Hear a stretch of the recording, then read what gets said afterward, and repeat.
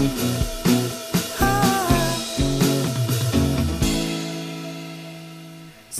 together, together stronger. Halo bapak-bapak yang di sini. Iya, selamat datang. Udah bapak-bapak apa mas ini ya? Karena kok terlihat seperti sebaya Sangat sama muda. kita. Iya. Oke teman-teman, di podcast kali ini kita akan bahas tentang syarat kelulusan mahasiswa terutama di FEB UINSA. Ada apa aja sih? Iya, karena katanya nih banyak yang terkendala tentang persyaratan kelulusan. Skripsinya udah bagus, tapi ini nilainya udah bagus juga, tapi persyaratannya itu kurang, jadi nggak bisa lulus. Betul Pak? Iya betul. IPK-nya sudah tinggi. Sudah tinggi. Oh banyak ya Pak, IPK tinggi, syarat lulusannya nggak memenuhi. Sebelum itu kenalan dulu Pak. Oh iya, boleh. Oke. Baik, kenalkan saya Muhammad Ilyas Junjunan, dosen akuntansi dan sekretaris jurusan di Fakultas Ekonomi dan Bisnis Islam. Dan yang paling penting adalah saya sebagai sekretaris untuk menggawangi mutu.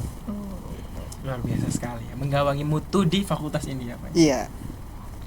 Ini saya kebetulan bawa tim. Teman. Aset berharga Febi. Boleh perkenalan, Pak? Iya, saya Febri Fabian Susanto, dosen akuntansi juga.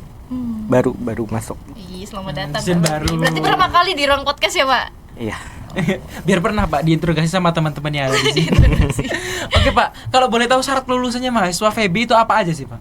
Jadi ada dua ya untuk kelulusan itu, kan dia akan ujian mahasiswa itu. Yang pertama adalah seminar proposal dan yang kedua adalah monakosa. Nah, di masing-masing ujian ini mahasiswa itu harus memiliki beberapa dokumen. Yang pasti yang paling ya menakutkan lah dalam hal apa munakosa ya, persyaratan. Ini biasanya ada di Turnitin ya, atau cek plagiarisme gitu ya, karena ini memang syarat gitu ya, syarat mahasiswa kalau mau munakosa ya harus lulus gitu plagiarismenya, jadi gitu. Oke, ngomong-ngomong masalah plagiarisme Pak, kemarin katanya banyak sekali terkendala masalah plagiarisme gitu kan. Nah ini bagaimana perihal tanggapan Bapak perihal plagiarisme di FEBI ini? Iya, sebenarnya nggak sulit ya. Kita kan sudah ada mekanisme untuk pengajuan Turnitin itu. Bisa dilihat di website, kemudian bisa menanyakan dengan teman atau kakak tingkatnya gitu ya. Sebetulnya yang menjadi problem adalah ini Mas, antrian begitu ya. Bayangkan di FEBI ini ada berapa banyak mahasiswa yang mau lulus ya Pak ya? betul, ada sekitar setiap angkatannya itu hampir 600 700. Luar biasa sekali ya Pak Begitu ya. ya. Apalagi ini ada tambahan ini Mas ya, pasca sarjana. Oh, gitu. Oh iya betul. Iya, itu kan menambah daftar panjang antrian gitu ya. Nah, apalagi mahasiswa ini kan ya tidak setiap bulan begitu melakukan cek. Jadi hanya momen-momen tertentu ini, mohon maaf. Gitu. Jadi misalnya ini terakhir. Kayak sekarang ini hot season ya Pak ya? Iya, ini lagi crowdednya begitu ya, karena terakhir tanggal berapa ya? Tahun depan, anggap 1 minggu lagi. Oh tanggal 10 begitu. ya Pak ya kalau nggak salah? Iya, tanggal 10. 10. Dan itu mahasiswa menumpuk. Ya sudah, akhirnya itu menjadi problem. Sebenarnya bukan problem, cuma kan ada yang banyak terkena plagiasi masih tinggi, kemudian revisinya itu nggak sekalian gitu ya, revisi sedikit Nanggung-nanggung gitu, Pak. submit lagi. Oh iya. Itu kan menambah numpuk gitu ya, numpuk kerjaan sebenarnya gitu. Jadi ya sebenarnya bisa sebetulnya dari hasil itu langsung direvisi sebanyak mungkin begitu, dengan harapan ketika submit lagi sudah lolos. Kalau dari Pak Febri sendiri gimana? Sebenarnya kalau dari banyak masih bisa disanggupi sama tim. Cuma kadang-kadang itu dalam satu hari itu ada satu anak, dia itu misalnya ngecek nih, kan kita ada batasnya tuh 20%.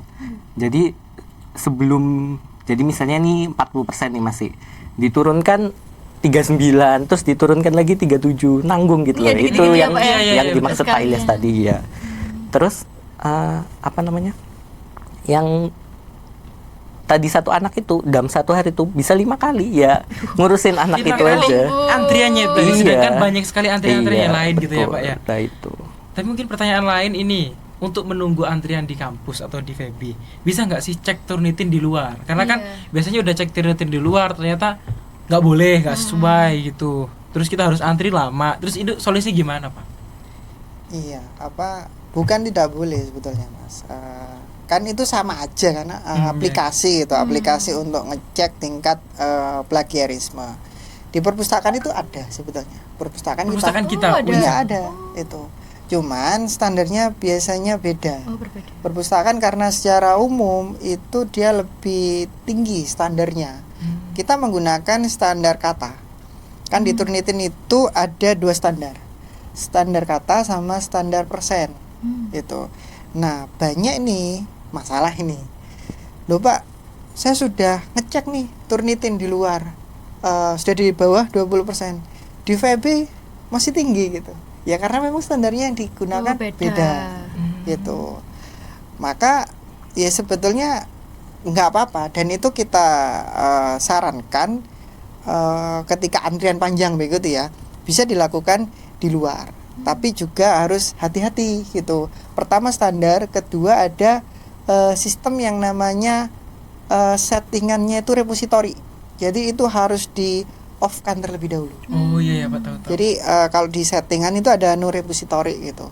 Kalau itu on, maka Semakin banyak nanti ya Pak ya. bukan semakin banyak, tapi Semakin tinggi. tulisan mahasiswa itu akan terekam di aplikasi itu, dan ketika dicek lagi dia akan terkena self plagiarism. Oh, Dan iya. itu tinggi. Hampir 80-90.